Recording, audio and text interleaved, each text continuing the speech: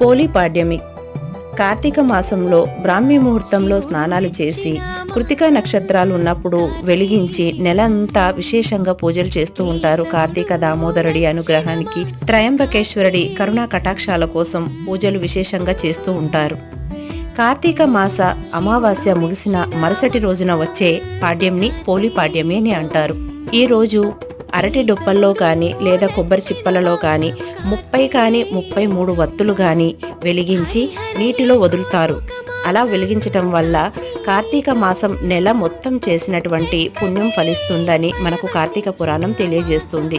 అలాగే ఈరోజు చలివిడి, వడపప్పు, పానకము సమర్పించటం ఎంతో మంచిది. తులసమ్మ దగ్గర వెలిగిస్తూ ఉంటారు ఇలా, లేదా దేవాలయంలో ఏర్పాటు చేసినటువంటి నది తటాకం లాంటి వాటిల్లో కూడా వదలటం చాలా విశేషమైన ఫలితాన్ని ఇస్తుంది.